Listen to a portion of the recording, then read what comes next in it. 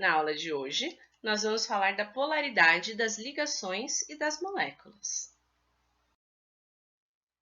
Pensando primeiro na polaridade das ligações, a gente tem que lembrar lá do conceito de eletronegatividade. Eletronegatividade é uma propriedade periódica, então, que tem um sentido lá na tabela periódica, e que é a tendência de um átomo de atrair elétrons para si, em uma ligação química. Por quê? Porque a polaridade se baseia na diferença de eletronegatividade entre os átomos. Quanto maior for a diferença de eletronegatividade, mais polar vai ser a ligação. Aqui a gente tem uma escala, uma linha indicando a eletronegatividade decrescente entre os átomos. E o que a gente pode observar aqui? Que o flúor é o elemento químico mais eletronegativo. E desses daqui, o hidrogênio é o que está menos eletronegativo. Lembra que nós estamos falando de ligações covalentes, ok? Então, quando a gente estiver estudando polaridade de ligações e de moléculas, nós estamos pensando em ligações covalentes. A eletronegatividade é uma escala. A eletronegatividade é uma escala que foi determinada por Linus Pauling de 0 até 4, sendo que 4 é o maior valor de eletronegatividade que é atribuído ao flúor. É o elemento químico mais eletronegativo, ou seja, é o elemento químico com a maior tendência de atrair para perto de si os elétrons. Percebam que aqui os gases nobres eles estão sem valores para a eletronegatividade. E por que isso acontece? Porque os gases nobres já são estáveis, eles já têm um octeto completo. Então, eles não precisam atrair para perto de si nenhum elétron, porque eles já são estáveis. Então, a gente não atribui valor de eletronegatividade para os gases nobres. Para todos os outros elementos químicos, sim. E aí, o que a gente observa? Eu tinha dito que era uma propriedade periódica. A eletronegatividade aumenta para a direita e aumenta para cima. Então, quanto mais para a direita, quanto mais para cima estiver o átomo, maior é a tendência ou maior é a eletronegatividade. Percebam que a gente tem aqui algumas anomalias, mas sempre tem algumas exceções nas regras. Mas, de maneira geral, quanto mais para a direita, quanto mais para cima, maior é a eletronegatividade. Pensando então na polaridade das ligações. Então, se eu tiver dois átomos de hidrogênio, esses dois átomos de hidrogênio vão compartilhar um par de elétrons para se tornarem estáveis. Como esses dois átomos possuem a mesma eletronegatividade, por quê? Porque eles são o mesmo átomo, o mesmo elemento. Então, não tem diferença de eletronegatividade. Quando não tem diferença de eletronegatividade, a ligação entre esses átomos, vai ser apolar. Polar, quando a gente vai falando em polos, polo positivo, polo negativo, certo? Então, nesse caso, como não são formados polos, como não tem diferença de eletronegatividade, a ligação é apolar. Quando eu tenho átomos diferentes, aí sim eu vou ter diferença de eletronegatividade entre eles, que é o que acontece, por exemplo, entre o átomo de hidrogênio e o átomo de cloro.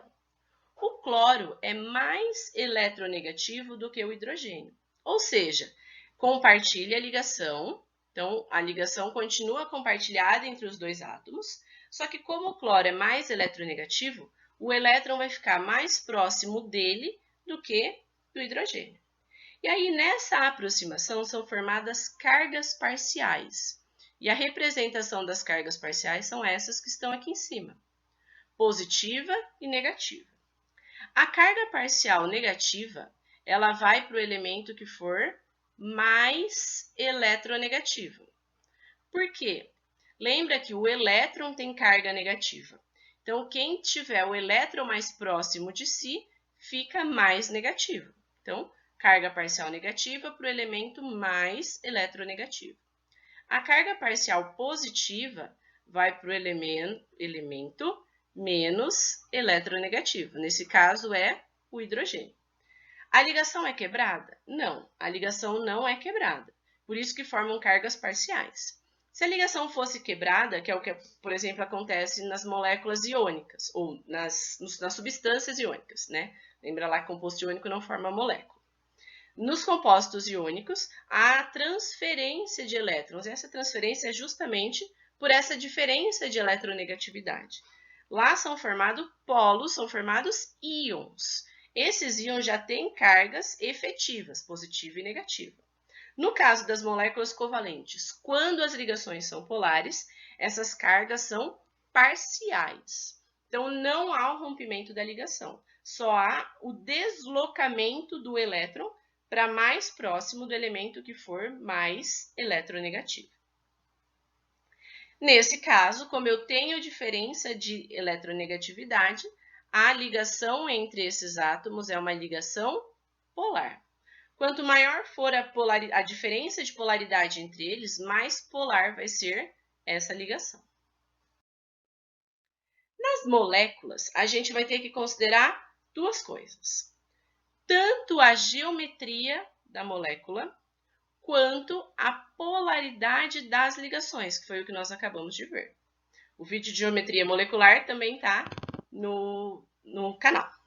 Então, eu preciso considerar as duas coisas, geometria da molécula e polaridade das ligações. E aí eu vou atribuir vetores para cada ligação polar. Esses vetores vão ser somados e, se houver um vetor resultante, a molécula resultante é uma molécula polar. Se não houver vetor resultante, a molécula vai ser apolar. Então, várias coisas novas surgindo para a gente. Então, eu vou ter que considerar vetores para as ligações polares e eu vou ter que somar esses vetores para poder determinar se eu tenho uma molécula polar ou uma molécula apolar. Vamos com calma, vamos por partes. Vamos relembrar primeiro o que é um vetor. Um vetor, ele é representado por essa setinha e ele indica a intensidade, a direção e o sentido de uma força aplicada. Para somar os vetores, então lembra lá das aulas de física. Então, se eu tenho dois vetores que não estão contrários, eles serão somados, certo? Então, se eu tenho aqui dois vetores, um para baixo para a esquerda, um para baixo para a direita, significa que tem um vetor resultante. Como é que eu vou pensar nessa soma de vetores? Pensa ter uma caixa aqui em cima, certo? Aí tem uma pessoa puxando para esse lado, tem uma pessoa puxando para esse lado. O que vai acontecer com essa caixa? Ela vai se movimentar? Vai. Em que sentido? Para baixo.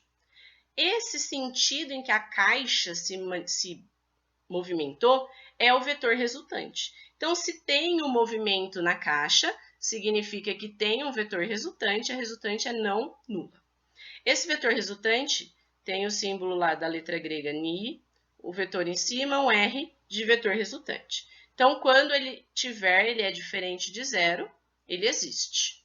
Aqui é a mesma coisa quando eu tenho, por exemplo, a caixa aqui em cima, eu estou tentando empurrar a caixa. A caixa vai se movimentar? Vai para cima. Ah, tem vetor resultante. Então, vetor resultante diferente de zero. Nesse caso aqui de baixo, é como se a caixa estivesse aqui no meio e eu tivesse 3 pessoas puxando, só que equidistantes uma da outra, 120 graus uma da outra, todos com a mesma força. A caixa não se movimenta. Por quê? Porque todos os vetores se anulam. Quando todos os vetores se anulam, não tem vetor resultante, ele é zero. Aqui acontece a mesma coisa. Então, eu tenho a caixa aqui no meio. Tem uma pessoa puxando para um lado, outra para o outro com a mesma força. Eles vão se anular. Se eles se anulam, o vetor resultante vai ser zero. Ah, agora a caixa está aqui e tem duas pessoas puxando na mesma direção. Se as duas pessoas estão puxando na mesma direção, esses vetores vão se somar. Então, tem sim um vetor resultante. A caixa se movimenta. Então, tem vetor resultante. E é justamente se tem ou não vetor resultante que nós vamos pensar para determinar se uma molécula vai ser polar ou não. Toda vez que tiver vetor, a molécula é polar. Se não tiver vetor, a molécula é apolar. Vamos pensar nos exemplos que fica um pouco mais fácil. Então, eu tenho o que aqui? A molécula de gás carbônico, CO2. O oxigênio é mais eletronegativo do que o carbono. Se o oxigênio é mais eletronegativo do que o carbono, é ele que vai ficar com as cargas parciais negativas, enquanto que o carbono fica com a carga parcial positiva. Qual é a diferença de eletronegatividade entre eles? A eletronegatividade do oxigênio é 3,5, a eletronegatividade do carbono é 2,5. Então, o oxigênio é mais eletronegativo. Os vetores que nós vamos representar, eles sempre vão apontar da carga positiva, da carga parcial positiva, para a carga parcial negativa. Então, é nesse sentido sempre que nós vamos desenhar os vetores, do positivo para o negativo, que foi o que aconteceu aqui. Então, o carbono positivo para o oxigênio, o carbono positivo para o oxigênio. Como esses dois vetores são opostos, então se eu somar, eu tenho um para a direita, um para a esquerda, na mesma intensidade, com sentidos opostos. E o que vai acontecer? Vai acontecer de que eles se anulam, eles se cancelam. Se eles se cancelam, a molécula do gás carbônico é uma molécula apolar. Por quê? Porque não tem vetor resultante, é zero. Então, se não tem vetor resultante, molécula apolar. No caso da molécula de água, o que eu vou observar? O oxigênio é 3,5, a eletronegatividade, o hidrogênio é 2,1. Ou seja, o oxigênio é mais eletronegativo do que os átomos de hidrogênio. Então, o oxigênio fica com a carga parcial negativa, os hidrogênios com as cargas parciais positivas. Fiz lá dois vetores na direção do oxigênio. Lembra lá que a gente tem que considerar a geometria molecular. A geometria da molécula de água é angular, por isso que os átomos estão dispostos dessa forma. Eu vou somar esses dois vetores. Quando eu somo esses dois vetores, tem um vetor resultante apontando ali para cima. Se tem um vetor resultante, significa que essa molécula é uma molécula polar. Existe vetor resultante, então a molécula resultante é uma molécula polar. Para ficar um pouco mais claro essa representação dos vetores e da polaridade das ligações e das moléculas, eu vou usar um simulador desenvolvido pela Universidade de Colorado, que pode ser acessado gratuitamente através desse link que está aqui no slide e também vai estar na descrição do vídeo. Vamos lá? Esse daqui é o simulador que eu havia dito.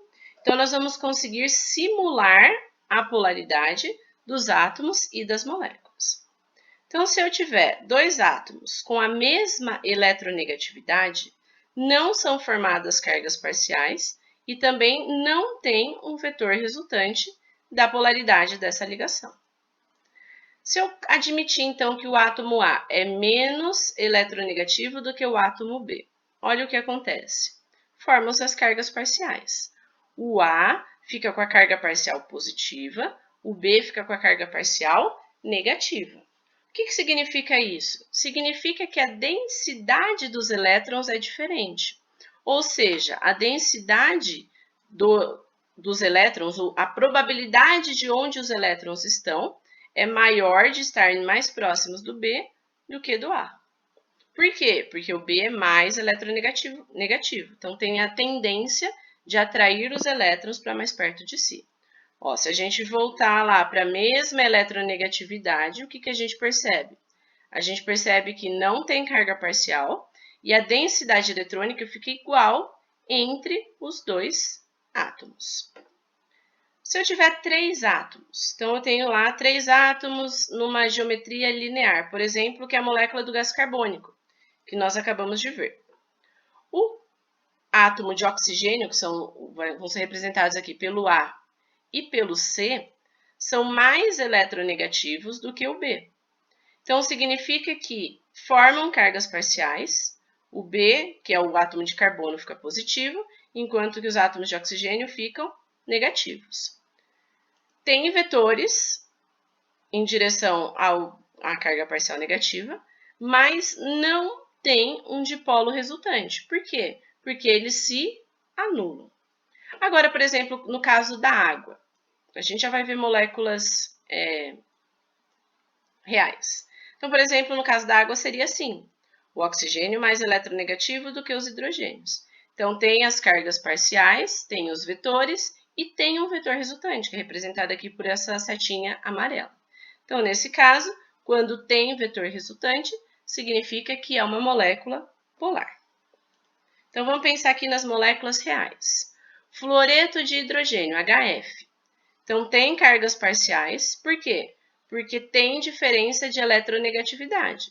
A eletronegatividade do flúor é maior do que a eletronegatividade do hidrogênio. Vai formar um vetor na direção do flúor e também tem um vetor resultante. Por quê? Porque essa molécula é uma molécula polar. No caso do CO2 que nós acabamos de ver, então eu tenho aqui carbono é 2,5, oxigênio é 3,5. Então, tem vetores na direção dos átomos de oxigênio, mas não tem um vetor resultante. Então, a molécula é uma molécula apolar. No caso da molécula de água, então eu tenho a diferença de eletronegatividade, tem vetores na direção do oxigênio e também tem um vetor resultante. Então, nesses casos em que há vetores resultantes, moléculas polares. Quando não há vetor resultante, molécula apolar. Só mais um, o metano. O metano é uma molécula, lembra lá, tridimensional. O carbono é mais eletronegativo do que o hidrogênio, então eu vou ter vetores sempre na direção do carbono, só que eu não tenho vetor resultante, porque todos eles vão se anular. Tudo bem? Espero que tenham aproveitado a aula. Fiquem bem, bons estudos!